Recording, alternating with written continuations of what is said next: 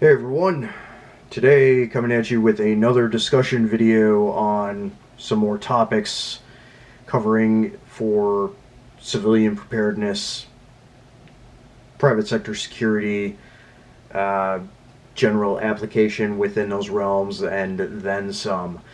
Today we're going to talk about what's called CPTED, or Crime Prevention Through Environmental Design.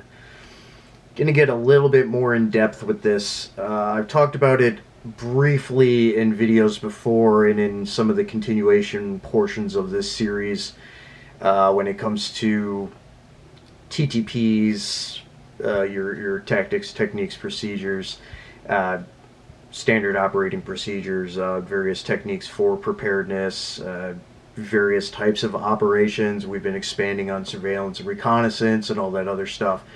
So this is going to pertain more towards home defense stuff as much as home defense, home protection, and that preparedness as much as when you're out and about in your everyday, and other factors to consider when doing area studies, site surveys, understanding sensitive site exploitations to another portion of degree, and a number of other things, as much as for security mindedness in general. So that's what we're going to talk about today. So, crime prevention through environmental design is a proactive strategy that involves addressing and modifying the physical environment to deter criminal activity and enhance overall safety, in a nutshell, as far as the definition goes.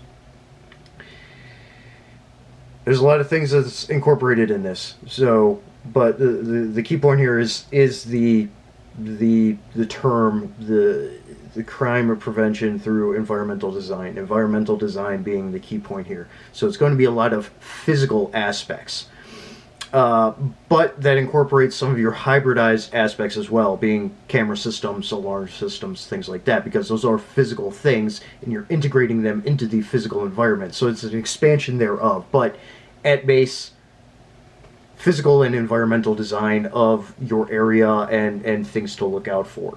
Palmetto Dissident, Black Dissident, Palmetto Dissident just did a video on where he talking about where he parks his vehicle in a parking lot, like at a grocery store or a Dollar General or whatever. So there's some points to look at with that, and I'll talk about some of those here too. So, lighting, landscaping, again, the physical design and layout of places. That includes how a design of, say, a parking lot and your ingress and egress, how roads are designed, say your driveway, an expanded roadway around your home and stuff. You can influence the physical layout and design to better facilitate security for yourself, but also understanding that out and about in the public. So how parking lots are laid out.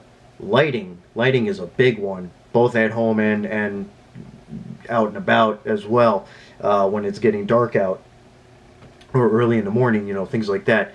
Well-lit areas are good for some things. If you're trying to do a sensitive site exploitation, those are going to be things you want to avoid. But for safety and security reasons, that's a good thing. So again, you got to look at the double-edged sword there based on what you're doing and things like that. So well-lit areas, again, like we said before, cameras, that is a physical security aspect as much as digital security and stuff, but it's a physical security aspect. Where cameras are placed, their angle and field of view, those things are important to take into consideration too when you're out and about, again, for whatever you're doing. But yeah, with lighting, ensuring everything is well lit. Like I said, especially around entrances and exits and in your parking lots and stuff, bike paths, the perimeter of your home and things like that, your driveway, stuff like that, your garage, everything like that.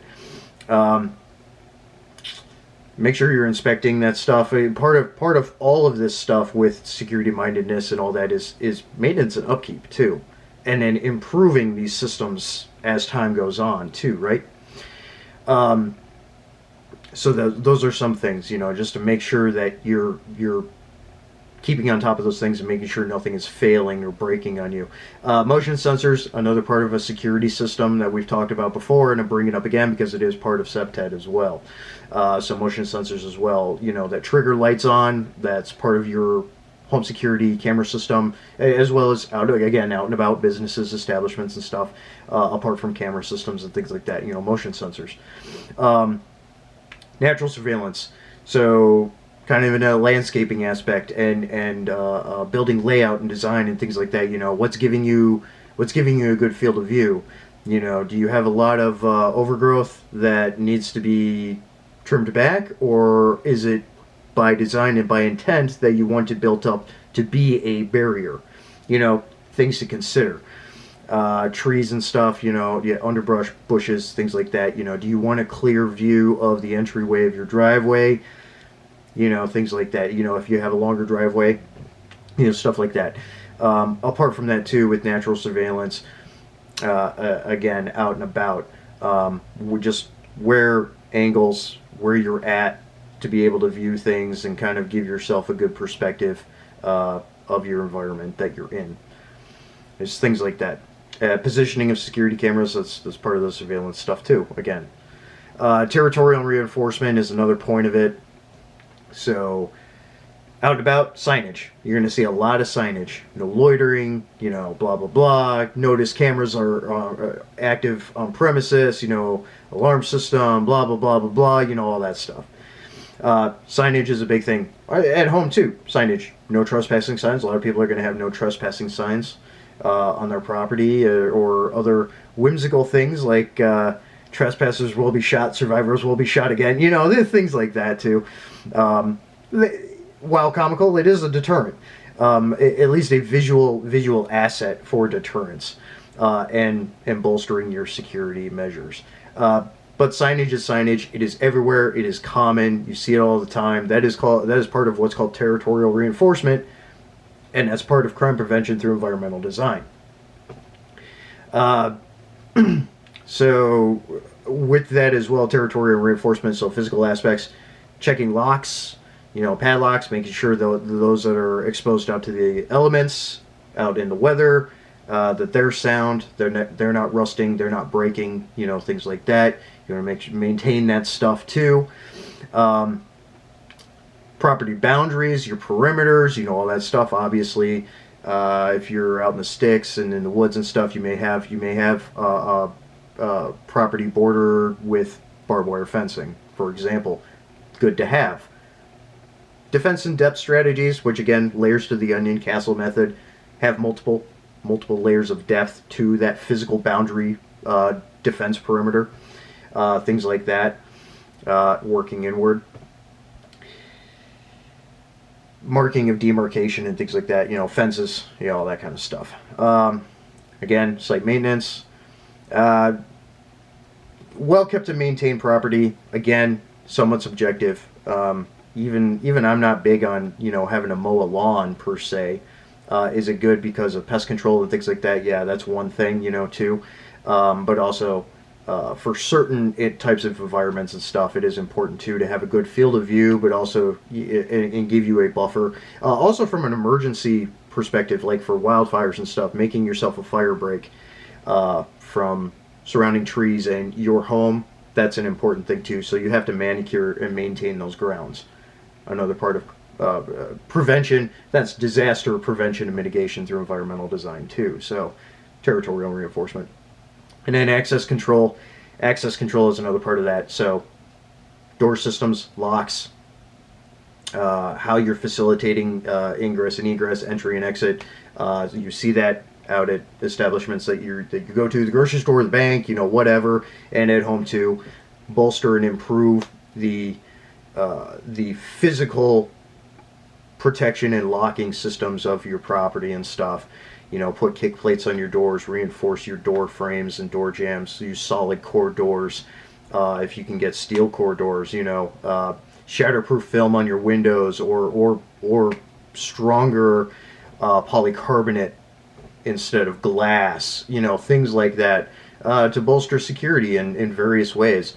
And I'm putting some of this out there for people with businesses too. Put shatterproof film on your freaking windows and or you know, move up and upgrade to ballistic glass too. Stuff like that. You're monitoring these things. That's why a lot of people have these Ring doorbell cameras and stuff. Again, back to camera systems too. Active, proactive monitoring and mitigation practices. Just things like that. Again, and then kind of bouncing, more maintenance and upkeep.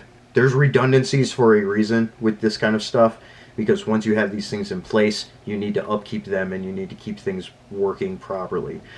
I want to bounce real quick back to territorial reinforcement. So, in a sense, in more of your physical dynamics, your physical environment manipulation dynamics, having some large rocks around your property and trees is a good thing, but things like that you can maybe move sometimes to make a buffer, a stop system for, say, the entry to your driveway. If you need to in an emergency situation. A very useful kind of thing to do. Or to, again, sensitive area exploitation, manipulate and control a certain patch of road around your home or around your homestead and your MAG, your mutual aid group, whatever it may be. You see this sometimes with facilities out and about too. One-way entry and exits, they have those curved spike strips, those like fixed curved spike strips basically, that you can't go backwards or it's gonna pop your tires and mess those up. There's things like delta barriers, which are on command, a pneumatic barrier that can stop a charging cargo truck, those kinds of things. You see them in embassies sometimes abroad too, but you see them in some facilities here stateside too. In like major metro areas, like some areas, you'll see these pneumatic delta barriers that'll open up so that vehicles are not allowed to get in. So more of that territorial reinforcement and protection aspect there too. It was just something else I wanted to bring up too. So even like caltrops and stuff for as far as prepared citizen personal defense and stuff, like not a bad idea. In an emergency kind of situation where that kind of thing may apply. Otherwise, there's some other security features here and aspects that I'm talking about that can be applied really across the board. Apart from that, community engagement. Again, see something, say something. So make good with your neighbors, make good with your localized MAG, your group of people, and then network and spider out from there. But a healthy, well-communicating community is going to be a safer community in general.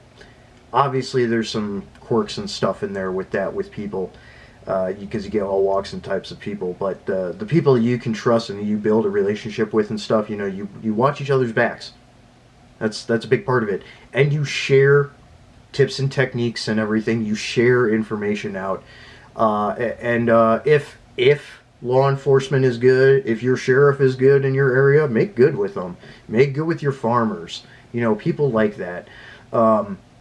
And really strengthen that community and work together and create more contingency plans for yourself and stuff. And you can utilize a lot of what crime prevention through environmental design is into a lot of aspects, and you may not even know it. It is part of what CPTED is, that you're integrating and implementing into your daily lives, your home protection, your home security, as well as identifying things when you're out and about that are part of crime prevention through environmental design. There's all kinds of things out there.